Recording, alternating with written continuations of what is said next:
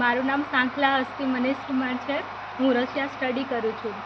મારી સફર છે ને થોડીક આમ અલગ ટાઈપની છે, ઓનલાઈન જેવી છે એમ.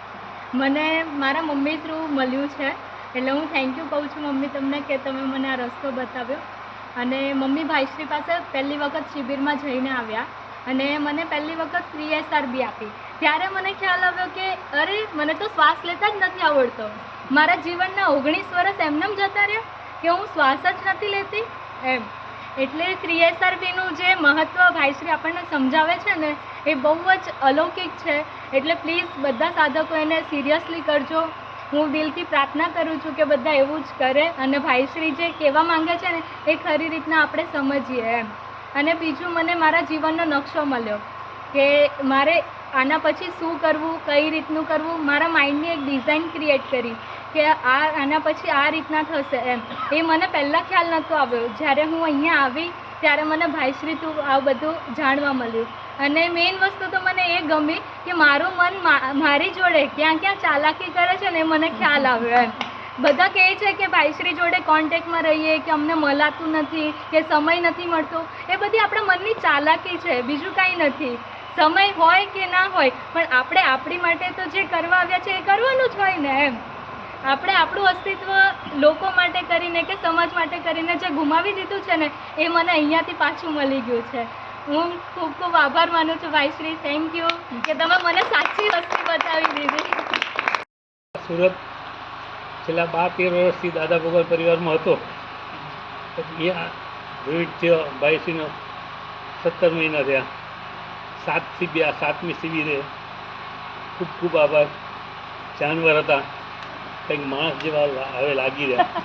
એ બધો ભાઈશ્રીનો આભાર, ખૂબ ખૂબ આભાર. હજી આગળ વધવા. અને હું સુરતથી છું. મંજુ ચાચી છે ને એ આવીને વાત કરતા, શિબિરમાં જઈને આવ્યા ને ત્યારે ઘરે આવીને વાત કરે કે આમ છે. તો એમને બહુ બધા ક્વેશ્ચન્સ પૂછું તો મને ચાચી કીધું તારો નંબર લાગશે, ધીમે ધીમે લાગશે. વરસ ગયું મારો નંબર ના લાગ્યો. એમને ફોન કરીને પૂછું બટ નંબર ના લાગે. પછી એક દિવસ શિબિર આવી અને મેં ખાલી અંદરથી એમ ઈચ્છા થઈ કે બસ જવું છે અને મારો નંબર લાગી ગયો. અને હું અહીંયા આવીને તો મારા પપ્પાને જોડે લઈને આવી. જ્યારે હું ફર્સ્ટ ટાઈમ આવીને મેં ભાઈશ્રીને જોયું ને ખબર નહીં અંદરથી એક એવી ફિલિંગ હતી કે બસ આજ મારા બધા આન્સર્સ આપી દેશે. અને મને આટલા બધા ક્વેશ્ચન્સ હતા, હું મારા ક્વેશ્ચન્સ લખીને આવી હતી. પણ જ્યારે હું ભાઈશ્રીને પર્સનલ કાઉન્સેલિંગમાં મળી ને ત્યારે મને એ ખબર પડી કે એ ક્વેશ્ચન્સ તો મારા ક્વેશ્ચન્સ હતા જ નહીં. એટલે આપણે લાઈફમાં બી ઘણી બધી વખત એવું થઈ જાય છે કે આપણે પ્રોબ્લેમ્સને બહુ મોટી જોઈએ છે જે એકચ્યુઅલી આપણી પ્રોબ્લેમ્સ હતી જ નથી. તો એ મેં ભાઈશ્રી પાસેથી શીખ્યું છે. અને મને એવું લાગે છે કે ભાઈશ્રી જેવા લોકોની જરૂર છે આ દુનિયામાં જે આપને સાચો રસ્તો બતાવે છે. એના માટે થેન્ક યુ. જેટલું થેન્ક યુ બોલીએ એટલું ઓછું છે. અને હું બહુ ગ્રેટફુલ છું કે હું અહીંયા ઊભી છું ને આ બોલી શકું છું એમને. અને આઈ વિશ કે મારા જેવા અમારા જનરેશનમાં બહુ જ બધા લોકો આવી રીતે એમના જોડે જોડાય અને એમને સાચો રસ્તો મળે. તો થેન્ક યુ. ઈસાબેન વિનોદભાઈ સેંઘાણી. મેં એટલા બધા અનુષ્ઠાન કર્યા, ગાયત્રી ચાલીસા પાઠ બહુ જ કર્યું. પછી મારી અંદરથી એટલું મને જાગૃત થયું અંદરથી. પણ મને કોણ સમજાવે કે આ શું થાય છે અંદર એમ. મેં ગુરુજીને એવી પ્રાર્થના કરી કે મને કોઈક ગુરુ એવા બતાવો કે મારે ગામમાં જ હોય.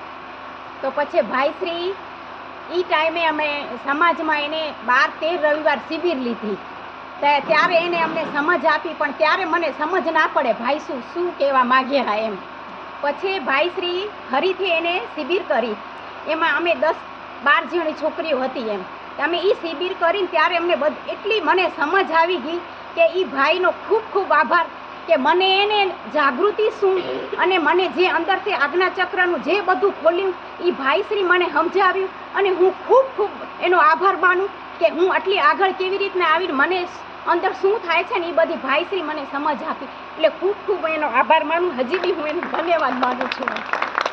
આ સેમિનાર શું છે કે એવું મને કાંઈ જ ખબર નથી. દીદીના ત્યાં જ્યારે સેમિનાર હતો ત્યારે ભાઈશ્રીને અમે પહેલી વખત મળ્યા. પછી ભાઈશ્રીએ જેટલા સેમિનાર રાજકોટમાં કર્યા, નડિયાદ કર્યા, ત્યાં અમે બધા જ કર્યા. અને ભાઈશ્રી જીવનમાં આવ્યા પછી અમે ઘણું બધું શીખ્યા. સૌથી પહેલાં અમે કપલ સેમિનાર કર્યો, એમાં અન્ડરસ્ટેન્ડિંગ વધી. પછી ફેમિલી ટર્ન ને બધું સરસ જ છે પણ એમાં વધારે દિવ્યતા આવતી ગઈ એમ. બાળકોને બધા પ્રેમ તો કરતા જ હોય પણ છતાંય આમ મેલ ફિમેલની ઉર્જા કેવી રીતના કામ કરે કે એના પપ્પા એને દીકરીને હક કરે તો એ વસ્તુ મળી જતી હોય, તો બારી ક્યાંય એ બધું જાય નહીં, કે એને આવું કંઈ ફિલિંગ એવી આવે બી નહીં. એવું તો ભાઈશ્રીએ ઇઝમના કોર્સમાં, બધા જ કોર્સમાં ઘણું બધું શીખવાડ્યું. અને મને સૌથી મસ્ત ભાઈશ્રીનું મેડિટેશન જે કરાવે ને એ બહુ બહુ બહુ જ ગમે, અને દર વખતે નવું આપે. ભાઈશ્રીએ ઘણું બધું શીખવાડ્યું, એના માટે ભાઈશ્રીએ ખૂબ ખૂબ આભાર. રાજકોટથી ને સર્વપ્રથમ પહેલી કપલ શિબિર અમે તારાબેનના ઘરે જ કરી, ને તારાબેન મારા સગા બેન છે. ને પહેલી શિબિર ભાઈશ્રીને અમે ઓળખતા પણ નહોતા. પહેલી શિબિરમાં ભાઈશ્રી સાથે ટચ થયા, પણ ત્યારે અમને જાણવા મળ્યું કે આવા કપલ શિબિર છે. આપણે કપલમાં પ્રેમ તો બેનો સારો જોઈએ, આપણે પતિ પતિનો પ્રેમ સારો જોઈએ, પણ કેવો પ્રેમને દેખાડવાની ચીજ છે ને એ બે આખી અલગ હતી. તો ભાઈશ્રી જે દ્વારા શીખવા મળ્યું ને અમને, તો સામે નજર મળે ને તો આપણે એક પ્રેમની લાગણી ઊભી થાય. એ ભાઈશ્રી પાસે આપણે ઘણું જ્ઞાન શીખવા મળ્યું. પછી તો આપણે ઘણા સેમિનાર થયા છે, અને ભાઈશ્રીના ટચમાં છે. આમાં છોકરાઓ છે, અમારા પપ્પા મમ્મી છે, બધા છે. પણ એક વાતાવરણ આખું નવું ઊભું થઈ ગયું કે મારા મમ્મી પપ્પા, હું, મારી ઘરવાળી, મારા 2 છોકરાઓ બધા ભાઈશ્રી સાથે એટેચમેન્ટમાં છે. એટલે અમને કોઈ જાતનો ડર જ નથી. કોઈ આમ કહેશે કે આમ છે, અમે નહીં, બસ ભાઈશ્રી અમારા છે, અને ભાઈશ્રી કહેશું તો થશે. અમારો એક સચોટ નિર્ણય છે અમારો. ને ભાઈશ્રી વતી ખૂબ ખૂબ આભાર ભાઈશ્રી તમારા. હતા તો મારામાં પહેલાં તો એટલી બધી હિંમત નથી. અમારી બહેનો બનેવી બધા રક્ષાબંધન દિવસે જ આવ્યા હતા ભાઈશ્રી. તો બધાને કહેવાની હિંમત પહેલાં નથી હાલતી કે આ બધાને કેવી રીતે ભેગા કરવું, ને સત્સંગનું, ને નરેન્દ્રભાઈ દક્ષા કે તમારે ત્યાં જ ભાભી રાખવું હોય. પછી મેં કીધું કે થઈ રહેશે બધું, કાંઈ નહીં, એકવાર હિંમત તો કરું. પણ આટલી બધી હિંમત આના પહેલાં મારામાં, હું દાદા ભગવાનમાં 7 વર્ષથી જતી હતી, પણ આટલી બધી હિંમત નહોતી કે બધાને ભેગા કરીને આપણે સત્સંગ કરી કે એવું. પણ ભાઈશ્રીના સાનિધ્યમાં આવ્યા ને તો એ બીક બધી છૂટી ગઈ. સત્સંગે કર્યો, બહુ સારો બી થયો, બધાનો રિસ્પોન્સ બી સારો મળ્યો. એટલે કહેવાનો મતલબ એ કે ભય અને ખોટો આપે ઊભા કરી રહ્યા, બાકી ભય જેવી વસ્તુ નથી. એનું મને રિયલ અનુભવ ભાઈશ્રી જે ઘરે આવ્યા ને તો એ મને સાક્ષાત એ અનુભવ થયો કે ખરેખર અમુક ભય આપણા જીવનમાં ખોટા છે, બાકી એમાં ભય જેવી કાંઈ વસ્તુ જ નથી.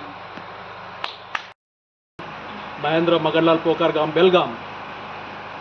ડિસેમ્બર 2023માં જોરાઈ પહેલો આવ્યો હતો, ઘરવાળી તેડી આવી હતી. દિવ્ય જીવન એક સેમિનાર હતો, 3 દિવસ સેમિનાર અટેન્ડ કર્યો.